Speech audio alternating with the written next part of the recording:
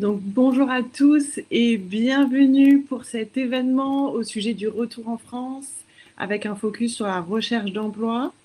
Bienvenue, merci à tous d'être là. Ce que je vous invite à faire en attendant que tout le monde puisse nous rejoindre parce que vous êtes nombreux à être inscrits, je vous invite à vous présenter en quelques mots dans le chat. Comme ça, j'ai une idée un petit peu de où vous êtes, qui vous êtes. Et surtout, je vous invite à me confirmer que vous m'entendez bien et que vous voyez bien ma présentation en partage là à l'écran.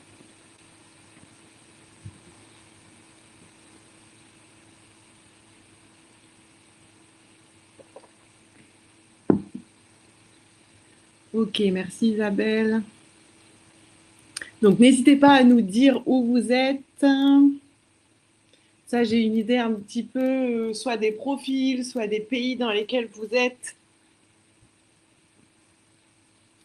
Ok, Amsterdam, Paris, retour du Québec. Est-ce qu'on a d'autres pays représentés? Vous pouvez me dire aussi si vous êtes encore à l'étranger actuellement, si vous êtes déjà rentré.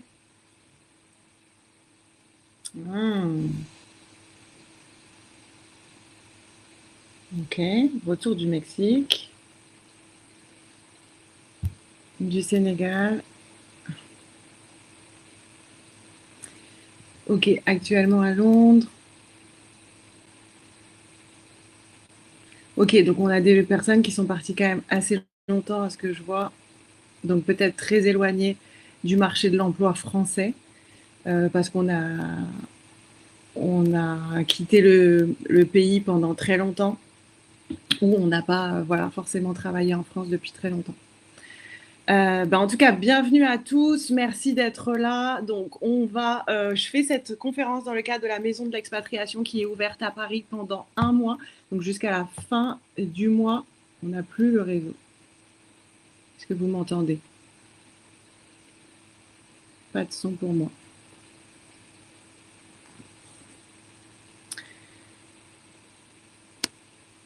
Moi, j'entends.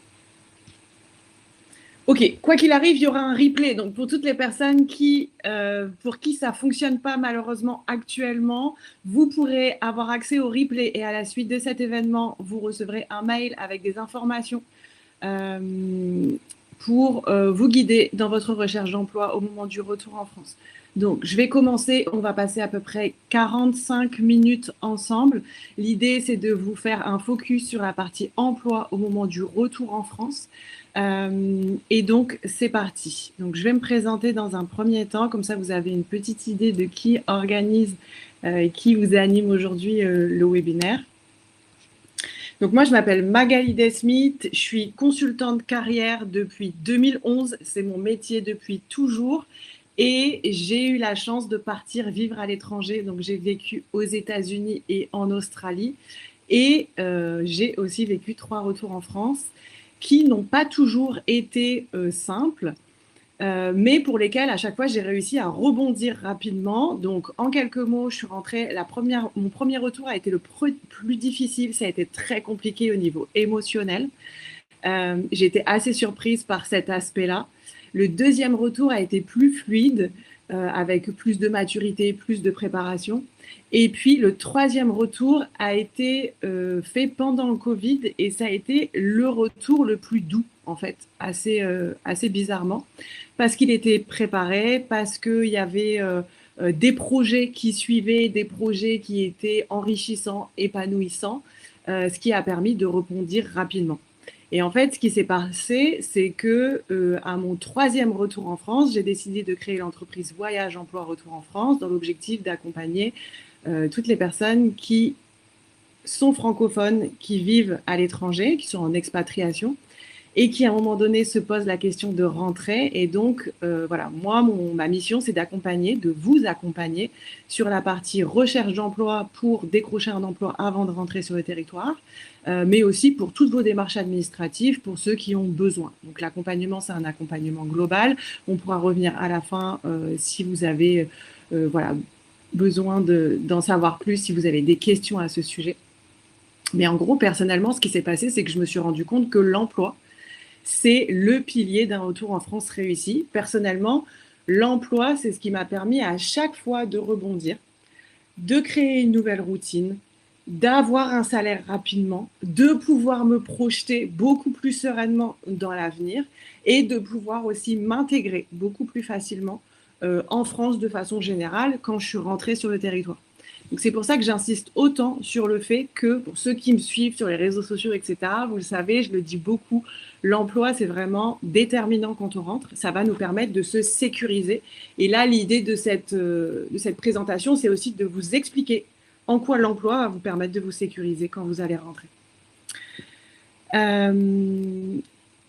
Donc voilà, j'insiste aussi autant sur la préparation, parce que la préparation du retour en France, que ce soit sur l'aspect professionnel, administratif, fiscal, financier, familial, administratif, ça aura forcément un impact sur votre installation en France et sur la façon dont vous allez vivre votre retour en France. Donc cette préparation, elle est indispensable. Moi, je l'ai vu quand je me suis préparée à mon 3e retour en France. Le retour, il a été beaucoup plus fluide, beaucoup plus doux. J'ai beaucoup plus apprécié mon retour. Et voilà, j'ai créé mon entreprise à ce moment-là. Et l'entreprise, aujourd'hui, elle existe toujours. Ça fait 6 ans que je fais cette activité qui est vraiment dédiée aux personnes qui rentrent en France. Donc moi, depuis cette date, j'ai accompagné plus de 500 personnes dans leur démarche de retour en France. Donc j'accompagne vraiment des gens qui sont partout dans le monde, qui rentrent n'importe où en France, peu importe les profils, et on y en reviendra un petit peu plus tard, juste après. En parallèle, vous voyez en bas de la slide, vous voyez revenir en France. En fait, j'ai créé un podcast depuis 2024. C'est assez intéressant. Pourquoi je le mentionne ici? Parce que ici, je fais ma présentation, mais je fais aussi mon petit témoignage de comment ça s'est passé pour moi. Et en fait, dans le podcast Revenir en France, vous avez des témoignages de gens qui sont rentrés et qui expliquent comment ils ont fait pour surmonter les obstacles qu'ils ont rencontrés. Ils partagent leurs conseils, etc. Donc, c'est assez intéressant. C'est un lieu qui vous permet de trouver de l'inspiration, de voir un petit peu ce qu'on arrive à faire de chouette au moment du retour. Donc, je vous invite à aller découvrir ces témoignages. C'est disponible sur toutes les plateformes de podcast. Donc, c'est disponible sur Deezer, Apple Podcast, Spotify, YouTube, par exemple, mais aussi toutes les autres. Donc, n'hésitez pas à y aller. Ça vous donnera une bonne idée de ce qu'on peut faire au moment du retour en France. Alors, c'est parti. Donc, pour notre focus là, de notre présentation, pour nos 45 minutes, donc dans un premier temps, on va parler du retour en France en lui-même. C'est assez intéressant, je vais vous partager des chiffres clés. Ensuite, je vous expliquerai à quel point l'emploi, c'est le pilier de votre retour en France et dans quelle façon, dans quelle mesure, en fait, ça va vous permettre de vous sécuriser. Je vous présenterai les différentes étapes que je vous invite à mettre en place pour sécuriser votre prise de poste en retour en France. Et je vous présenterai les accompagnements que moi, je propose et qui permettent aux personnes que j'accompagne de décrocher un emploi avant d'arriver sur le territoire français. Donc, le retour en France, parlons-en, c'est un petit peu un sujet dont on ne parle pas, ou pas assez en tout cas. Vous êtes très nombreux et on a un petit peu tous ce réflexe-là de se préparer quand on part vivre à l'étranger. Et un peu naturellement, malheureusement, quand on rentre en France, on se dit c'est bon, je rentre à la maison. Je vais reprendre ma petite vie d'avant, sauf que parfois, il y a 5 ans, 10 ans, 20 ans qui s'est écoulé. Et en fait, on ne reprend pas sa vie d'avant un petit peu de façon classique, comme quand on a quitté en fait, son pays il y a des années. Vous avez changé entre-temps et c'est un aspect qu'il faut préparer. Mais j'ai quand même, en fait, l'idée ici, c'est de vous parler et de vous présenter à quel point le retour en France, il peut être impactant, pas toujours dans le bon sens d'ailleurs, d'où l'intérêt de mettre en place une préparation. Donc, en gros, vous êtes 2,5 millions de Français vivant à l'étranger. Vous êtes nombreux à vivre à l'étranger. Là, j'ai recensé dans un premier temps les différentes raisons que moi, je vois ressortir le plus souvent dans le cadre d'un retour en France. Donc, souvent, on est sur un rapprochement familial, envie de retrouver ses parents, ou quand on a des enfants, l'envie de permettre à ces enfants de retrouver la culture et notamment l'aspect un peu plus familial qu'on n'a pas forcément quand on vit à l'étranger parce qu'on est souvent seul avec sa famille, on n'a pas forcément de relais. Il y a pas mal de personnes qui évoquent quand même le besoin de retrouver ses racines, d'avoir un manque de la France, de son pays d'origine. Donc ça revient souvent. On a des sujets un petit peu plus à la marge qui existent quand même, divorce, problèmes de santé, perte d'emploi à l'étranger, qui font que ben, en fait, on peut être amené à rentrer. Ici et là, on peut avoir des situations de crise, conflits dans certains pays qui font que, voilà, assez naturellement, on a envie de rentrer ou en tout cas, on envisage le retour, même si parfois on n'y a jamais réellement pensé. Parfois, ça arrive. Les chiffres, en fait, il y a une enquête qui a été menée sur le retour en France et il y a quelques chiffres qui sont assez intéressants que je voulais vous partager. Donc, on a 51% des Français expatriés qui disent ne pas préparer le retour en France, donc c'est énorme. On a 43% des Français expatriés qui trouvent le retour en France difficile, donc c'est aussi énorme, d'où l'intérêt de mettre en place une préparation. Peu importe le sujet sur lequel vous faites votre préparation, ça me paraît indispensable. Et ensuite, on remarque que 52% des Français expatriés estiment que le retour en France est plus difficile que le départ. Sauf qu'il est rarement préparé, d'où l'intérêt de faire ces événements, ces conférences. Et à travers, en tout cas, moi, Voyage, Emploi, Retour en France, vous retrouvez sur le blog, sur le podcast, sur les réseaux sociaux, des conseils au quotidien pour justement vous aider à traverser du mieux possible ce changement de vie et ce retour en France. Donc voilà les chiffres importants. Ensuite, je vous disais, l'emploi, c'est le pilier de votre retour en France et surtout d'un retour en France qui est épanouissant, enrichissant et qui est voilà, serein et qui vous permet d'être sécurisé. Je l'ai rementionné ici volontairement parce que c'est important qu'on en prenne vraiment conscience à quel point l'emploi va être déterminant. Clairement, sans emploi, ce qui va se passer, c'est que vous n'allez pas pouvoir vous loger, en tout cas très difficilement. Vous n'avez pas de salaire, donc voilà, si on n'a pas d'économie de côté, bah, ça peut devenir très compliqué au bout de quelques semaines ou de quelques mois en fonction de sa situation familiale. Impossibilité de se projeter et d'avoir des nouveaux projets. Et une perte de confiance en soi. Donc, ce qui se passe, c'est quand on rentre en France et qu'on ne l'a pas forcément préparé, quand on n'a pas tout de suite du travail, quand on n'a pas pensé à se sécuriser sur différents aspects, en fait, on va perdre confiance en soi ou on peut perdre confiance en soi parce que, par exemple, on va se retrouver pendant 6 mois à chercher du travail. On n'a pas la bonne méthode, on n'a pas la bonne démarche, on a des refus. Et en fait, tout ça fait que ça peut venir nourrir un sentiment d'échec, une perte de confiance en soi et ça peut nous mettre en difficulté, en déséquilibre face à des employeurs qui, eux, veulent des candidats déterminés, des candidats qui savent ce qu'ils veulent, ce qu'ils recherchent, ceux qui savent se positionner sur le marché de l'emploi français, etc. Donc ça, c'est assez important de l'avoir en tête. À l'inverse, quand vous rentrez et que vous avez un emploi en poche, déjà, vous allez pouvoir, une fois que ça c'est fait, vous concentrer sur tout le reste qu'il y a à gérer, les démarches administratives, les enfants, les émotions, toute la partie intérieure, toute la partie psychologique, la partie financière, la partie logistique, s'installer, déballer ses cartons, etc. Tout ça, ça prend du temps. Donc, une fois que vous avez fait ça, hop, vous êtes tranquille, vous pouvez passer à la suite. En ayant un emploi, vous avez une place dans la société. Avoir une place dans la société, c'est quoi? C'est être reconnu pour voilà, une activité qu'on fait. Avoir une place au sein d'une entreprise, c'est avoir des droits. C'est monter en compétence, c'est avoir une nouvelle expérience professionnelle française que vous allez pouvoir ajouter à vos CV. Et ça permet de un peu retrouver une place sur le marché de l'emploi français. Mine de rien, ça paraît être un détail, mais c'est quand même important. Ça vous permet de rencontrer des nouvelles personnes, d'élargir votre réseau dans le cadre de la sphère professionnelle. Mais en tout cas, ça permet de rompre l'isolement, en tout cas. De créer une nouvelle routine dynamique autour de cet emploi, d'avoir un salaire et d'avoir naturellement des nouveaux projets. Donc ça vous met dans une dynamique qui est positive et qui va vous permettre de vous sécuriser et de vous projeter.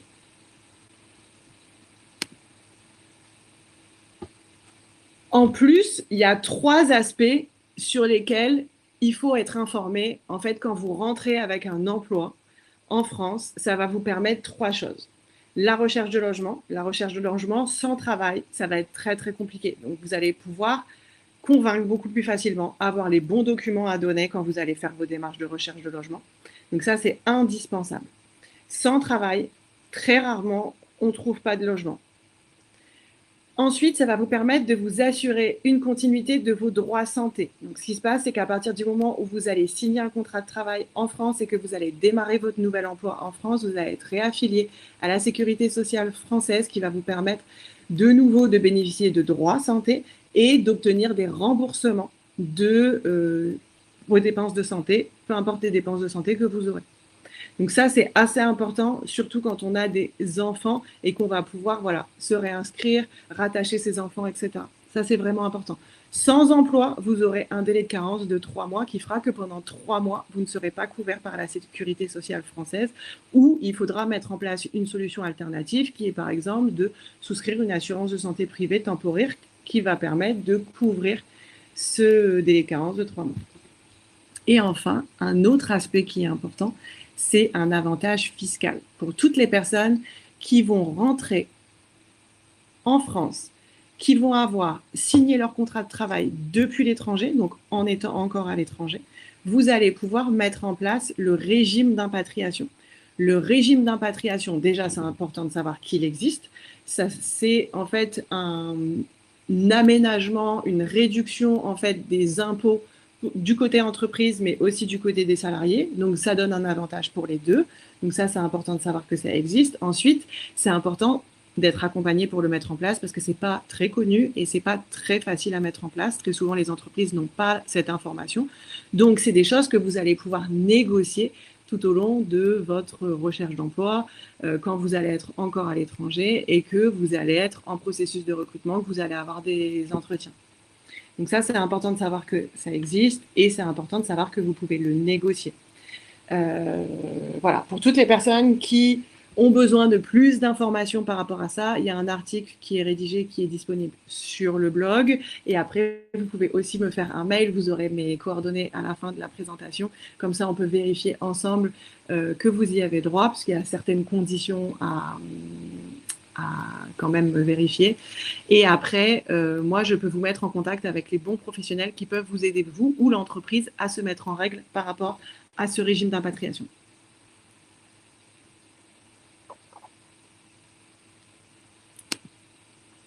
Donc, maintenant qu'on a fait le point et qu'on a compris l'importance d'avoir un emploi en France, ce que je vais faire maintenant, c'est que je vais vous présenter les différentes étapes que je vous invite à suivre pour sécuriser votre prise d'emploi. Et voilà, dans la plupart des cas, on arrive à décrocher un emploi avant d'arriver sur le territoire français.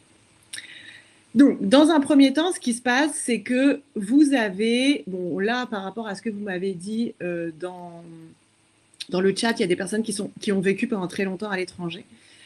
Donc, ça peut être intéressant quand on ne l'a pas fait. Il y a certaines personnes qui font des bilans de compétences ou des bilans de carrière ici et là dans le parcours. Ça, c'est chouette parce que ça vous permet de faire le point. Mais quand on ne l'a jamais fait, ça peut être intéressant, avant de lancer sa recherche d'emploi en France, de faire le point de son parcours professionnel, mais de son parcours, de son expérience de vie à l'étranger. Parce que ça va vous aider à répondre aux questions du recruteur, à prendre confiance en vous, à mettre des mots sur ce que vous avez vécu à l'étranger, que ce soit dans la sphère personnelle, mais dans la sphère professionnelle aussi. Donc, je vous invite vraiment à faire le point de votre parcours. Voilà, peut-être j'ai 50 ans, ça fait 20 ans ou 10 ans que je travaille à l'étranger. Qu'est-ce qui s'est passé pour moi? Quels sont les highlights de mon expérience professionnelle à l'étranger? Qu'est-ce que je peux valoriser? Ça, c'est important de faire ce point-là parce que vous allez en avoir besoin, soit à l'écrit dans vos candidatures, soit à l'oral en entretien pour convaincre. Ensuite, deuxième point, clarifier votre projet professionnel pour qu'il soit réaliste et réalisable en France. Ça, c'est le deuxième point qui est important. Ce qui se passe, c'est que des fois, vous avez travaillé, vécu dans des pays qui vous offrent des opportunités qui sont très variées. Par exemple, je suis arrivée à Londres et j'ai commencé un type d'emploi, mais à l'intérieur de cette entreprise, j'ai eu l'opportunité de monter vite en compétences. Aujourd'hui, 10 ans plus tard, j'invente, c'est juste pour vous donner des exemples, je suis responsable de service, peu importe lequel. Et puis après, j'ai changé d'entreprise. Aujourd'hui, j'ai fait une autre activité parce que j'étais montée en compétence sur un sujet ou un autre. Et en fait, vous rentrez avec des parcours qui sont atypiques, avec des parcours où des fois, vous avez eu 2, 3, 4 emplois différents. Et donc, c'est pas toujours évident de savoir, quand on rentre en France, qu'est-ce que je vaux sur le marché de l'emploi français et comment je vais me repositionner sur le marché de l'emploi français avec tout ce que j'ai fait à l'étranger. Donc là, ce qui va être important, ça va être de se poser, et ça vient en lien avec faire le point de mon parcours, c'est à aujourd'hui, qu'est-ce que mon parcours y vaut sur le marché de l'emploi français et comment je vais pouvoir me repositionner. Donc là, ça peut être intéressant de faire une veille pour voir un petit peu, je ne sais pas, moi, j'invente à Nice, qu'est-ce qui se passe sur le marché de l'emploi à Nice. Comme ça, je vois les opportunités qui existent, les entreprises peut-être qui existent, et là où mon profil il pourrait être intéressant. En tout cas, ce qui est sûr, c'est que c'est important de lancer une recherche d'emploi. Quand je dis réaliste et réalisable, ça veut dire quoi? Ça veut dire que c'est important d'avoir un projet qui est adapté aussi au territoire qu'on vise. Ce que je dis souvent, c'est qu'on ne sera pas trader à Montpellier, ça ne fonctionnera pas. Il y a des métiers qui existent que dans les grandes villes et parfois que à Paris. Donc on doit faire des arbitrages, on doit faire des ajustements. Imaginons, je veux rentrer à Montpellier, mais j'ai un métier qui n'existe pas à Montpellier.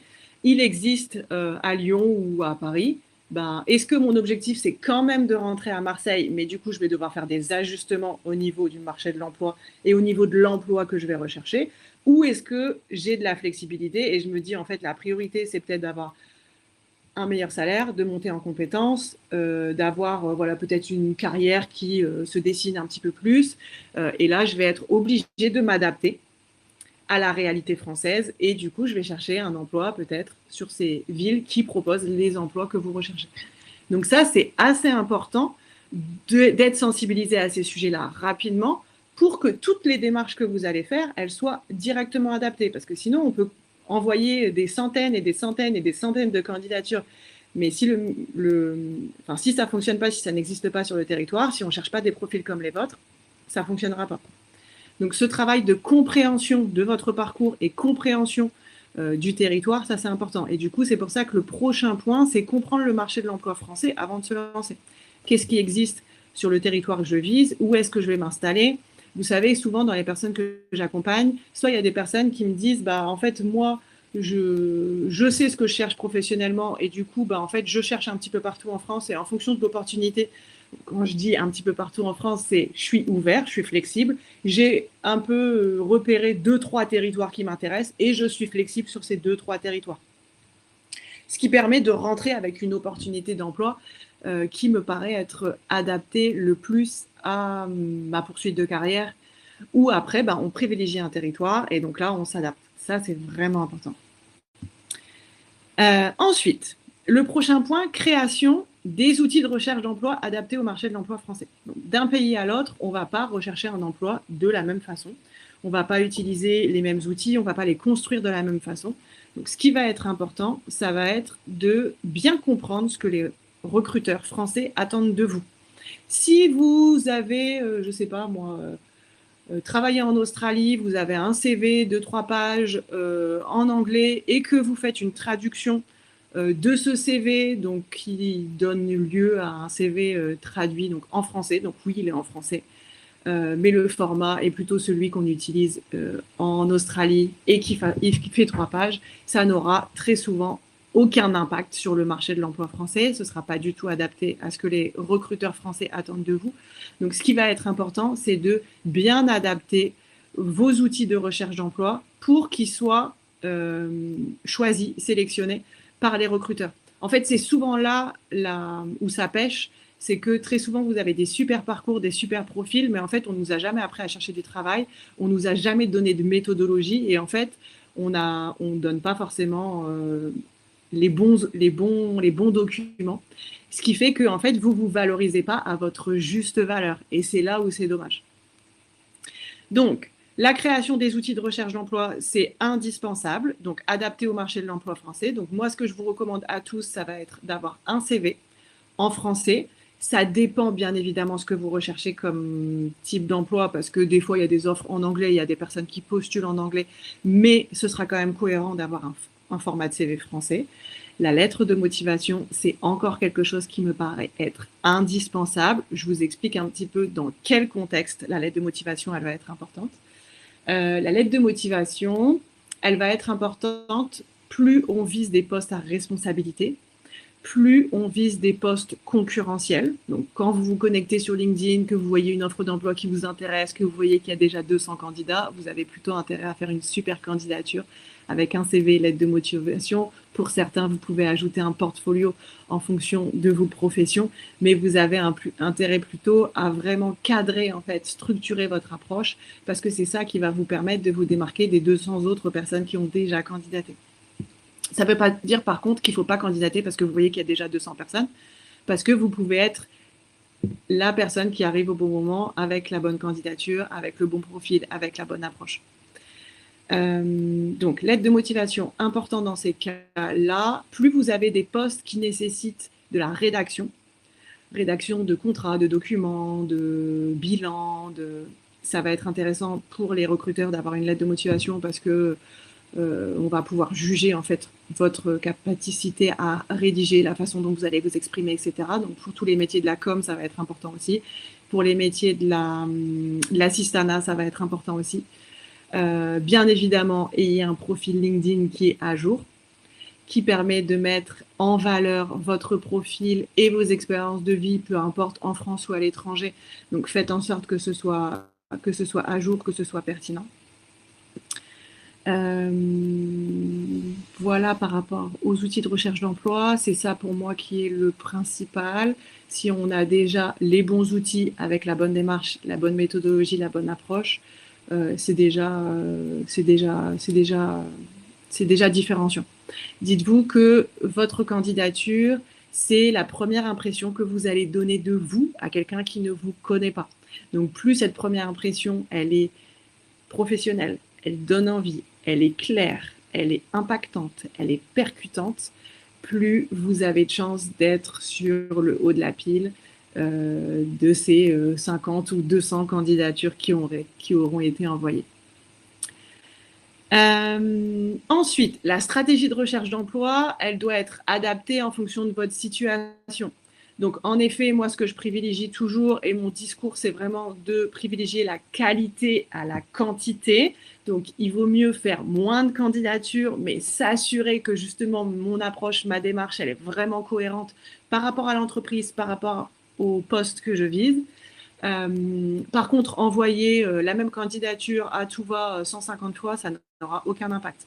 Donc, il vaut mieux faire 2, 3, 4 candidatures par semaine, mais des candidatures qui sont vraiment optimisées et qui sont vraiment suivies, ça aura beaucoup plus d'impact.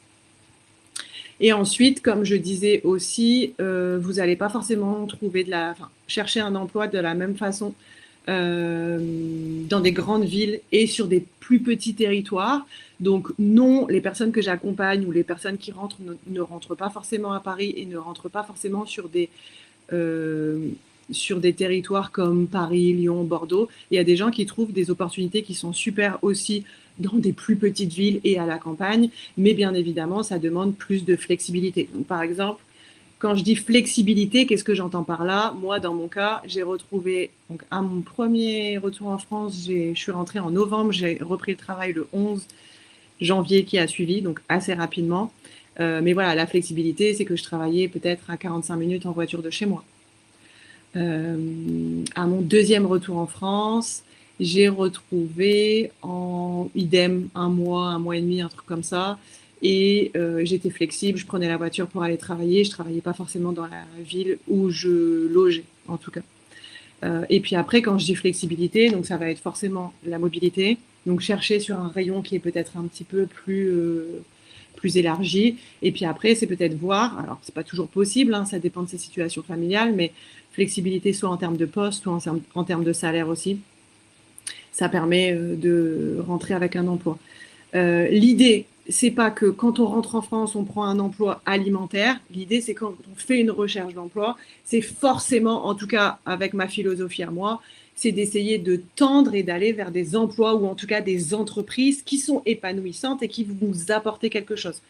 L'emploi que vous allez choisir, c'est peut-être pas forcément l'emploi de votre vie, mais si c'est dans une structure qui peut-être a les mêmes valeurs que vous, qui est dans un secteur d'activité qui est innovant, qui est dans un secteur d'activité que vous connaissez bien, peut-être que ça peut faire la différence en fait, parce que du coup, je vais peut-être développer mon réseau dans ce nouveau secteur d'activité que je connais pas sur ce territoire. Enfin voilà, donc il faut essayer de voir des choses comme ça.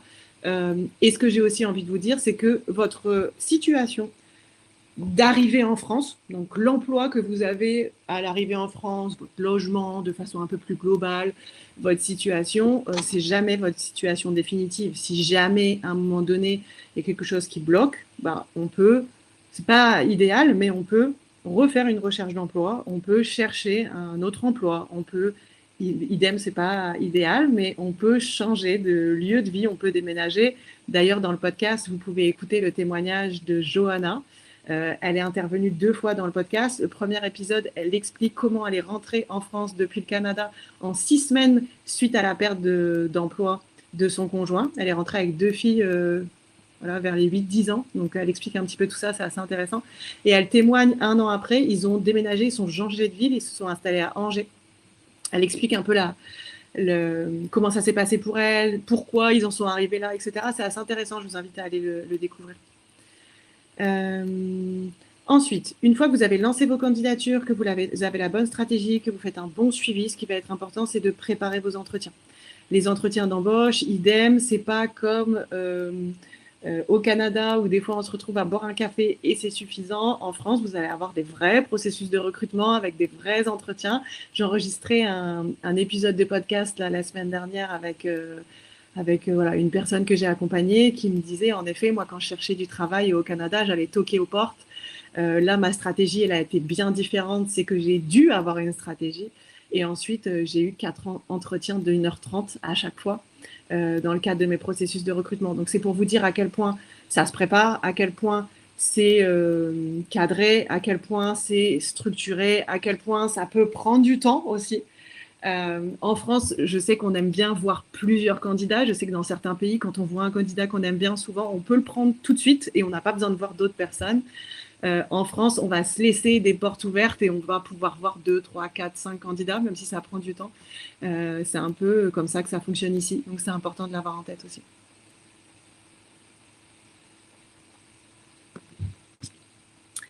Et ensuite, le dernier point, c'est une fois qu'on a décroché un emploi, ce qui est important, c'est de se dire comment je vais préparer mon arrivée dans cet emploi.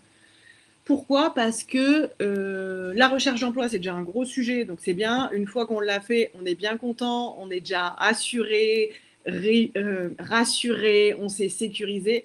Mais après, ça peut être intéressant quand même dans cette période de battement de prendre un petit temps pour réfléchir un petit peu à son intégration, à sa prise de poste, à peut-être les éléments que j'ai besoin, sur lesquels j'ai besoin de me mettre à jour peut-être par rapport à une prise d'emploi en France.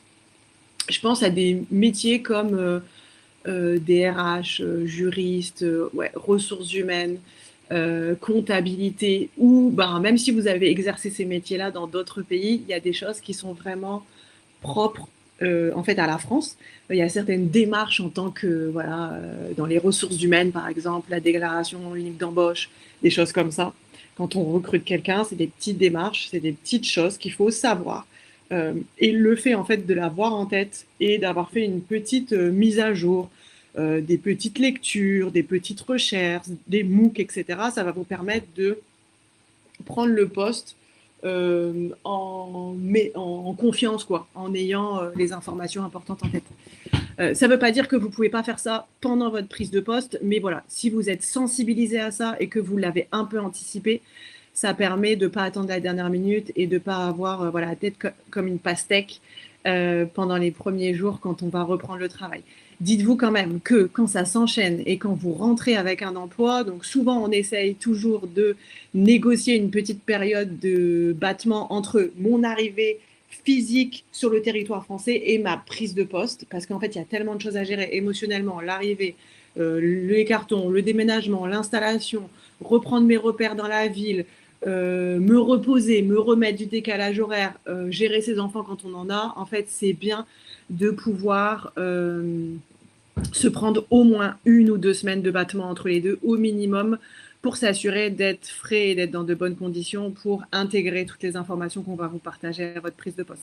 La prise de poste, quand on change d'environnement, de travail, d'entreprise, etc., ça peut prendre un bon 6 mois pour vraiment se sentir bien, se sentir à jour, à connaître les process de la nouvelle entreprise, faire connaissance avec son équipe, etc., connaître les petites sensibilités justement de ce nouveau poste et de ce nouvel environnement. Donc, en fait, il y a tellement de choses qui jouent au même moment, donc c'est intéressant de pouvoir anticiper un peu ça. Et souvent, je pense que, en fait, on a tendance à se dire, c'est bon, je prends mon poste, on verra plus tard.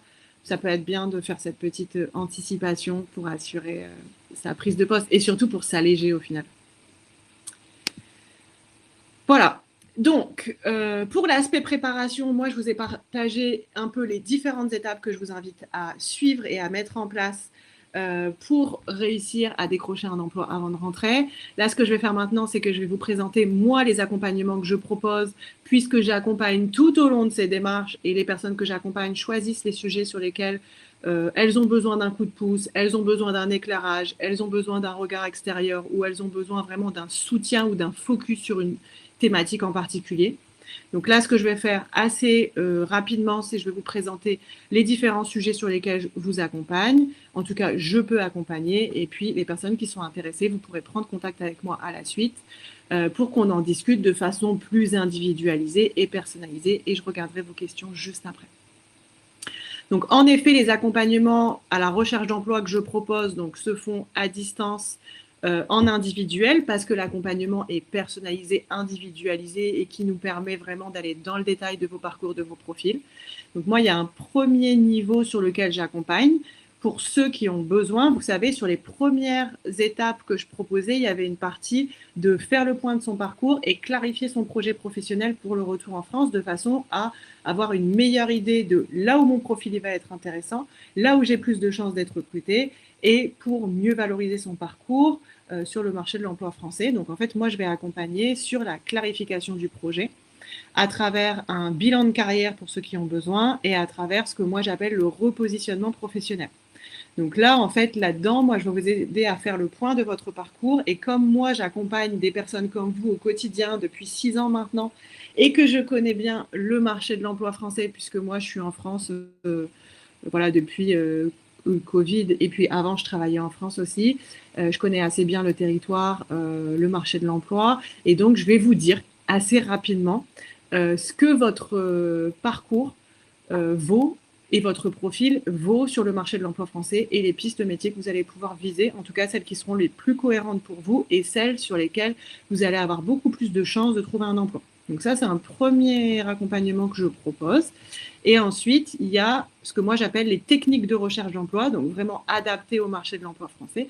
Et cette partie-là, elle permet de gagner du temps. Pourquoi gagner du temps? Parce que vous avez plein de choses à gérer. Parce que vous avez un déménagement à gérer, vous avez peut-être à vendre un bien immobilier à l'étranger avant de rentrer, parce que vous avez besoin de rapatrier vos fonds, parce que vous avez des enfants, parce qu'il y a de la fatigue, parce qu'il y a du stress, parce qu'il y a des doutes parfois. Et donc, en fait, l'idée de faire ça, c'est de vous faire gagner du temps pour éviter de me rappeler, parce qu'il y a des personnes qui m'appellent, ou en tout cas des situations que je vois, ça fait 6 mois que je recherche, j'ai pas trouvé. Ben voilà, on fait l'accompagnement et dès qu'on fait l'accompagnement, vous avez tout de suite les bons réflexes, la bonne méthodologie et du coup, vous faites quelques candidatures et vous avez des retours assez rapidement quand vous suivez bien la méthodologie et la structure qui est proposée. Donc moi, dans ce cadre-là, j'accompagne sur la création de votre CV adapté au marché de l'emploi français, la lettre de motivation, pourquoi on fait cette lettre de motivation, comment on va rédiger, etc. Très souvent, en fait, les personnes, elles aiment bien travailler avec moi parce que moi, je fais tout un aspect relecture. Donc, c'est vrai que quand on n'a plus l'habitude de parler en français, qu'on n'a pas forcément le bon vocabulaire professionnel français par rapport à son secteur d'activité, en fait, ça permet de se mettre à jour. Et puis, moi, je fais toujours une repasse de relecture, ce qui vous permet voilà, d'avoir des bonnes formulations par rapport voilà, à ce qu'on pourrait utiliser, ce qu'on attend de vous dans des outils de recherche d'emploi. Et puis après, c'est des formulations que vous allez pouvoir aussi utiliser dans vos prises de poste par la suite. Ou en tout cas, c'est des réflexes que vous allez pouvoir mettre en place et garder pour la suite. Donc tout ce qui est lettre de motivation LinkedIn. Ensuite, on fait des préparations d'entretien et des simulations d'entretien. Pourquoi? Parce que si au bout de voilà, quelques entretiens, vous vous rendez compte qu'en fait, vous n'arrivez pas à convertir, c'est là où on va faire une préparation et on peut faire une simulation d'entretien. Donc plutôt que de faire une préparation tout seul ou pas trop savoir comment faire sa préparation, on va faire une simulation d'entretien pour préparer votre futur entretien. Comme ça, s'il y a des bêtises à faire ou s'il y a des choses à apprendre, ben, on le fait avec moi. Moi, je fais tout un débrief à la fin et puis ça vous permet d'avoir vos axes d'amélioration, tout ce que vous allez garder qui est très bien, ce qui a peut-être manqué dans la simulation d'entretien, ce qui va vous permettre, vous, de vous améliorer et d'être prêt pour le jour J. Et ensuite, pour certains, je les accompagne sur la stratégie de recherche d'emploi pour vraiment vous aider à comment je cherche, où est-ce que je cherche, qu'est-ce qui va être le plus pertinent pour optimiser toutes vos démarches et que, voilà, dès les premières démarches, on ait des retours positifs et éviter une recherche d'emploi qui dure 6 mois. Quoi. Et surtout, éviter, c'est ce que je vous ai dit tout à l'heure, toute cette partie, j'ai pas de réponse, j'ai des refus, je perds confiance en moi, et c'est le cercle infernal un petit peu qui commence. Et ça, c'est pas une posture qui est... C'est un peu délicat quand même comme posture parce qu'après, ben, c'est difficile de faire face à des recruteurs quand on est dans une dynamique un peu négative. Quoi. Dans le cadre de ces accompagnements, donc moi, pour les personnes que j'accompagne, qui sont encore à l'étranger, donc 75% des personnes qui sont accompagnées décrochent un emploi avant d'arriver sur le territoire. Et donc là, ça permet à toutes ces personnes de bénéficier des avantages que j'ai mentionnés tout à l'heure, donc me loger plus facilement, assurer la continuité de mes droits santé, et pour certains, en fonction des conditions, parce qu'il y a des petites conditions, bénéficier du régime d'impatriation. Voilà. Cette présentation, de toute façon, elle vous sera envoyée et vous pourrez cliquer directement sur la présentation pour prendre rendez-vous si vous le souhaitez. Dans les accompagnements, qu'est-ce qui se passe donc, souvent, c'est des séances d'1 heure en visio. Pourquoi 1 heure? Parce que, en fait, moi, je partage tellement d'informations en 1 heure que je ne veux pas que ce soit trop pour la personne que j'accompagne. Donc, l'idée, c'est que ce soit vraiment des focus d'1 heure sur un sujet où vous ressortez, en fait, de l'heure et vous avez toutes les informations dont vous avez besoin pour passer à l'action. Donc, c'est vraiment des rendez-vous qui sont très concrets. Par exemple, pour le CV, ce que je fais, c'est que je vous partage l'écran et je vous fais une analyse en direct de votre CV. Qu'est-ce qu'on garde, qu'est-ce qu'on enlève, pourquoi on enlève, qu'est-ce qu'on améliore, qu'est-ce qu'on attend de toi, de manière à ce qu'à la suite de la séance, tu sois en capacité de faire tous les ajustements nécessaires. Bien évidemment, je fais la relecture pour double-checker tout, s'assurer que tout est bon, mais ça vous donne un exemple un peu plus concret de ce que je fais. Ce qu'il faut avoir en tête, c'est que quand on commence un accompagnement, que ce soit pour vous ou pour moi, on va avoir du temps de travail, entre guillemets, entre les séances, parce que vous allez devoir produire des choses et que moi, je vais être disponible pour faire la relecture de ce que vous allez produire. La relecture de votre travail, ça me permet de venir enrichir votre travail, de venir apporter un regard extérieur sur la façon dont vous voyez votre profil, parce qu'en fait, ce qui se passe, c'est que moi, les personnes que j'accompagne avant qu'elles me sollicitent, souvent, en fait, on a un peu la tête dans le guidon, on a seulement son regard, en fait, sur le parcours qu'on a, et en fait, le fait d'avoir un regard extérieur, ça vous permet justement d'avoir accès à d'autres opportunités, d'autres idées, d'autres perspectives auxquelles vous n'auriez pas pensé. Donc, ça permet d'ouvrir le champ des possibles et de venir enrichir. Donc, c'est pour ça que moi, je fais ces relectures. Et ces relectures, elles permettent aussi d'assurer que vos documents sont vraiment conformes à ce qu'on attend de vous sur le marché de l'emploi français par rapport aux attentes des recruteurs. À la suite de chaque rendez-vous, un petit peu comme là, à la suite de ce webinaire, vous allez recevoir un mail. Donc, à la suite de chaque séance, pour les personnes que j'accompagne, vous recevez un mail avec les informations importantes et vous avez toujours un plan d'action. Je propose toujours un plan d'action avec 2, 3, 4 missions à mettre en place d'une séance à l'autre. Donc, quand on se quitte, vous savez exactement ce que vous devez faire, comment vous devez faire, et vous avez tous les outils pour réaliser les différentes missions. Et moi, je reste disponible entre les séances pour enrichir, vous guider, répondre à vos questions. Donc, en gros, vous n'êtes jamais seul. S'il y a besoin d'aide, moi, je suis toujours disponible et ça permet toujours de challenger, d'enrichir et voilà, d'avancer en confiance dans ces séances que nous, on va mettre en place pour ceux qui font l'accompagnement.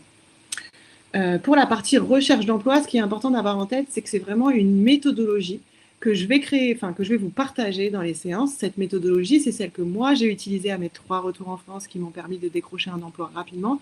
Et c'est la méthodologie que j'ai créée et que je partage dans mes accompagnements qui permettent aux personnes que j'accompagne de décrocher un emploi en 3 mois environ. Ça dépend bien évidemment du profil, du secteur d'activité, du territoire où vous allez rentrer, du moment de l'année où vous allez rechercher. Donc, il y a quand même des paramètres qui sont variables, de votre flexibilité. Mais en gros, sous 3 mois, vous avez des entretiens, vous avez une ou plusieurs propositions d'emploi. Et ensuite, en fonction des thématiques sur lesquelles je vous accompagne, vous allez recevoir des supports PDF par thématique. Donc, livret du CV, livret de la lettre de motivation, etc. etc. Et ça, c'est des supports que vous gardez, qui vous permet justement voilà, d'avoir accès à toutes les informations importantes. Et puis, s'il y a besoin, moi, je reste disponible par mail, bien évidemment. Voilà. Je vous mets un petit... souvent, on me demande quel type de profil j'accompagne. J'accompagne vraiment des profils qui sont variés. Ça peut être voilà, quelqu'un qui rentre et qui a 25, 26, 27 ans, comme par exemple, voilà, dernier en date, Philippe, qui va témoigner dans le podcast. Il est rentré à 54 ans. Et puis, il y a d'autres personnes que j'accompagne qui sont plus âgées, 58 ans. Vous retrouverez par exemple le témoignage de Nathalie dans le podcast, qui est en Nouvelle-Zélande, qui est rentrée à 58 ans de mémoire. Et qui a trouvé assez rapidement. Donc voilà, on fait des choses très très chouettes quand on rentre. Donc voilà un peu une idée des profils. Donc ça peut être du marketing, ça peut être de l'administratif, ça peut être du bâtiment, ça peut être de l'import-export, ça peut être de la santé, c'est vraiment très large. Le principal pour mettre en place un accompagnement, c'est la motivation. Moi, j'accompagne des personnes qui sont motivées, qui sont prêtes à s'investir et qui ont conscience que oui, je vais devoir mettre en place des démarches, que je vais avoir un peu des deadlines. Et en fait, très souvent, les gens rejoignent cet accompagnement. Pourquoi? Parce qu'elles se disent, en fait, tout seul, j'ai tellement de choses à faire que je ne vais jamais justement m'y tenir. Donc, elles savent qu'avec moi, tout est cadré, tout est mis en place. On va se voir tous les 10 jours, tous les 2 semaines en fonction de nos agendas. Et on sait que voilà, on va avancer étape par étape. Et au moins, ça permet de clarifier les démarches à mettre en place. Donc, être conscient que ça va demander du temps, que c'est clairement un investissement. Être conscient aussi et être prêt à recevoir un regard extérieur. Je sais que c'est pas toujours facile des fois de se dire oula, je vais partager mon CV à quelqu'un. Donc, forcément, c'est pas du jugement, mais c'est un regard extérieur, des pistes d'amélioration. Donc, être conscient et être prêt à recevoir ces conseils-là. Voilà. Et moi, j'accompagne des personnes qui veulent vraiment faire changer leur situation, qui veulent vraiment voilà, décrocher un emploi à la hauteur de leur espérance et qui sont prêts à voilà, recevoir ces conseils. Donc, si c'est vous, manifestez-vous. Et en tout cas, moi, je serais ravie de pouvoir vous aider dans toutes vos démarches professionnelles ou pour les autres démarches liées à votre retour en France. Et une question qu'on me pose souvent, et pour ceux qui sont déjà en France, donc j'accompagne aussi des personnes qui sont déjà rentrées. Vous comprenez maintenant mieux pourquoi j'insiste autant sur le fait que c'est bien en fait de l'avoir anticipé parce que ça va vous sécuriser sur plein d'aspects. Mais bien évidemment, il y a des personnes qui font le choix ou qui me découvrent quand elles sont rentrées. On fait un accompagnement, même si vous êtes rentré, il n'y a aucun problème. On n'a pas de problème de décalage horaire, c'est plus facile pour mettre des rendez-vous, même si je suis très flexible et qu'on arrive toujours à mettre des rendez-vous, mais c'est vrai que c'est une question qu'on me pose souvent. Donc oui, je peux très bien accompagner des personnes qui sont déjà en France, et aussi j'accompagne des personnes qui ne sont pas forcément voyageurs ou expatriés, même si c'est quand même ça le focus, quoi. Donc, je vous ai mis quand même quelques informations. Donc, pour un retour serein, vous pouvez consulter la boîte à outils du retour en France que j'ai créée, qui est disponible sur le site internet de Voyage Emploi Retour en France. Donc, quand vous cliquez ici sur la présentation, vous arrivez dessus. Vous avez le kit du retour en France que j'ai créé, qui est voilà, l'outil indispensable pour préparer son retour en France. C'est l'accompagnement, le programme que j'aurais aimé avoir quand moi-même je suis rentrée, mais je ne l'ai pas eu, donc je l'ai créé. Et en fait, dans ce programme-là, c'est vraiment pas pour la recherche d'emploi, c'est pour le reste, pour la partie préparation du retour, démarches administratives, logement, les enfants, la gestion émotionnelle, la stratégie de retour, etc. Vous avez accès à une plateforme, donc le kit du retour en France, et tous les mois, vous pouvez rejoindre une communauté d'entraide où on se partage les bons plans, où on reste motivé, où on se partage ses réussites, ses difficultés pour s'entraider et pour voilà, rester motivé et réussir son projet de retour en France tout au long du retour, donc avant, pendant et après. Et puis, vous avez mon adresse mail juste ici pour ceux qui sont intéressés, qui ont des questions, qui ont besoin d'aide. Vous pouvez m'écrire directement en me disant, voilà, j'ai assisté à la présentation, j'ai cette question, est-ce que tu peux m'aider? Et voilà, je prendrai le temps de vous répondre. Ici, je vous ai remis, donc l'entreprise, c'est Voyage Emploi Retour en France, donc spécialiste du retour en France, plus de 500 familles accompagnées. Et puis de l'autre côté, vous avez le podcast Revenir en France avec plus de 40 témoignages inspirants que vous pouvez retrouver gratuitement sur toutes les plateformes d'écoute. Et ici, vous avez donc 2 témoignages de personnes accompagnées. Les autres témoignages, vous pouvez les retrouver voilà, sur Google assez facilement. Vous avez mes coordonnées ici. Et voilà, je vais prendre quelques minutes pour regarder les questions. Alors, toutes vos démarches administratives, vous allez le faire une fois que vous rentrez en France sur le territoire français. Pourquoi? Parce que vous avez besoin, dans la plupart des cas, de justifier d'une adresse française. Donc, on fait très peu de démarches en amont parce qu'en plus, de nos jours, on a quand même de plus en plus des services de fraude, etc. Donc, moi, je ne suis pas du tout pour, en tout cas, je ne recommande pas du tout de faire des démarches en amont. Par contre, vous vous prévoyez un temps pour faire vos démarches une fois que vous arrivez sur le territoire français. Et qu'est-ce que j'allais vous dire d'autre par rapport à ça?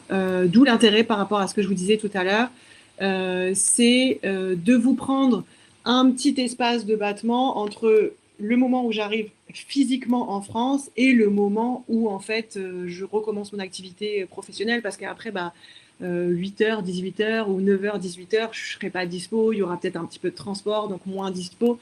Donc prenez-vous 1 ou 2 semaines pour faire toutes vos démarches en arrivant sur le territoire. Je pense que ça, c'est indispensable.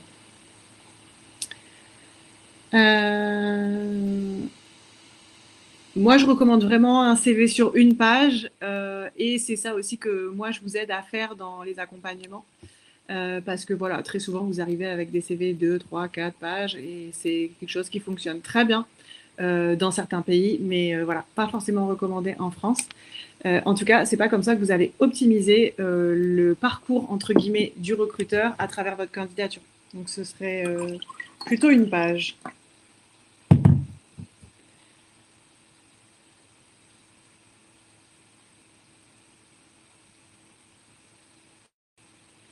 Alors, pour les formations, ça dépend. Moi, j'accompagne des gens qui n'ont pas forcément fait de formation en France et ça fonctionne quand même très bien. Donc, j'accompagne des personnes qui sont francophones, mais qui n'ont pas forcément étudié en France. Donc, ça dépend. C'est un peu compliqué de répondre ici sur est-ce qu'il y a absolument besoin de faire une formation ou pas. Ça dépend vraiment du secteur d'activité et ça dépend vraiment du profil. Là, dans le cas d'une profession sur les ressources humaines, si on est assistant RH, je pense que ça passe. Si on est DRH, oui, il y a plutôt intérêt à avoir une bonne information de toute la partie législation, de toute la partie voilà, les institutions avec lesquelles je vais collaborer, toute la partie gestion du personnel propre avec voilà, le CSE, toutes ces choses-là, ça va être quand même important.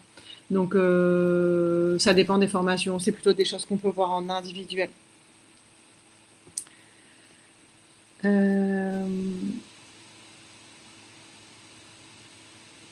Alors moi personnellement, avant j'étais conseillère en insertion professionnelle et formatrice en insertion professionnelle, donc j'ai toujours trouvé dans le secteur d'activité que je cherchais. Mais après moi, les personnes que j'accompagne, elles trouvent un emploi vraiment dans tous les secteurs d'activité que j'ai mentionnés. Ça peut être aussi bien dans le bâtiment, ça peut être des enseignants, ça peut être des chercheurs, ça peut être un ingénieur, ça peut être une assistante sociale, ça peut être voilà, c'est vraiment très varié. Donc ça fonctionne vraiment pour pas mal de personnes, pas mal de profils, à condition vraiment d'anticiper. Anticiper quand même pas mal de temps à l'avance. Souvent, ce qu'on me pose comme question, c'est à quel moment je commence mes démarches ou à quel moment on me contacte. Moi, très souvent, ça dépend du moment de l'année, mais très souvent, on me contacte au moins 6 mois avant la prise de poste espérée. Le temps de mettre en place l'accompagnement et le temps que la personne elle lance ses démarches. Mais par exemple, je prends l'exemple de l'été. Quand on rentre pendant l'été, vous avez plutôt intérêt à trouver un emploi et à signer votre contrat dès maintenant pour commencer au mois de septembre. Donc très souvent, pour rentrer, pour avoir un emploi pendant l'été ou au mois de septembre, moi, il y a certaines personnes avec qui je commence l'accompagnement en janvier. Donc ça, c'est quand même des éléments qu'il faut avoir en tête en termes de timing. Mais c'est sûr que plus vous anticipez, plus vous allez pouvoir être réactif et plus vous allez pouvoir rebondir sur les opportunités que vous voyez. Plus vous attendez, plus vous allez prendre ce qu'il y a et vous aurez moins le choix. Ou sinon, en fait, votre recherche d'emploi, elle va être décalée dans le temps. Si vous commencez à chercher au mois de septembre, vous prendrez un poste vers novembre-décembre, quoi. Donc ça, c'est des points qu'il faut vraiment anticiper. Mais ça dépend encore une fois du moment où vous allez rentrer, du moment de l'année où vous allez rentrer, et ça va s'affiner vraiment avec chaque profil et chaque personne.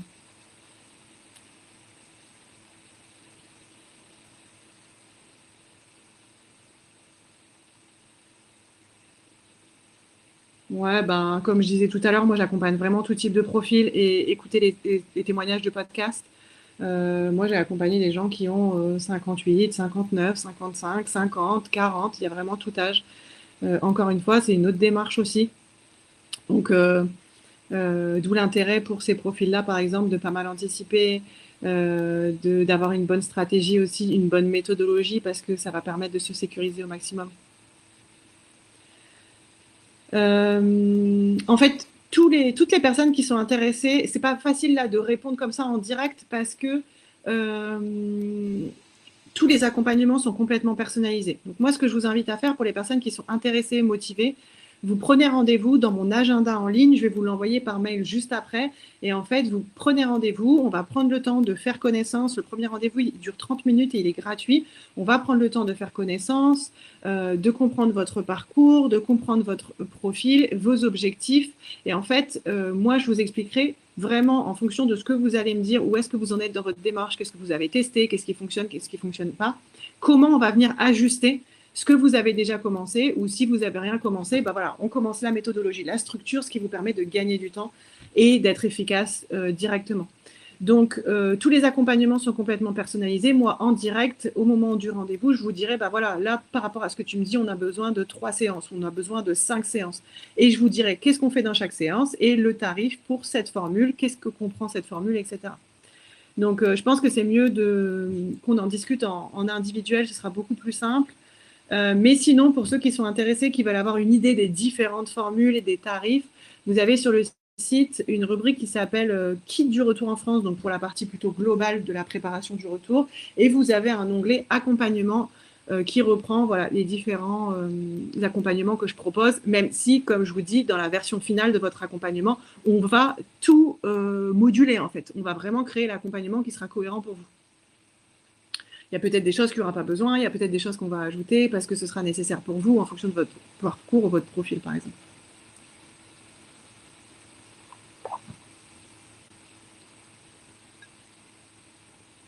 Bon, je vois que mine de rien, ça fait déjà 1 heure. Donc, en effet, vous avez le lien du site juste là. La maison de l'expatriation, donc avec qui j'organise le webinaire aujourd'hui, est ouvert jusqu'à la fin du mois. C'est un lieu éphémère qui existe dans Paris pour le mois de juin. Donc, vous pouvez vous rendre en présentiel si vous le souhaitez, ou vous pouvez consulter le site internet aussi si vous avez besoin.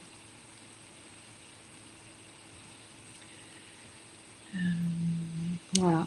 En tout cas, moi, j'ai été ravie de pouvoir passer ce moment-là avec vous. J'espère que ces conseils et cette méthodologie vous permettent d'y voir plus clair dans les prochaines étapes à suivre et à mettre en place pour votre recherche d'emploi.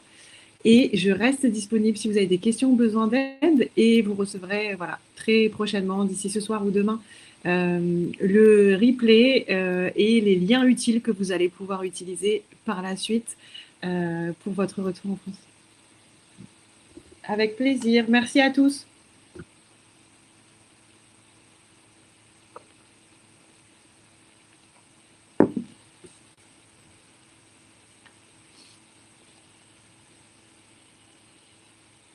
Merci à tous. Je vous dis à très vite. Ravie de pouvoir vous aider.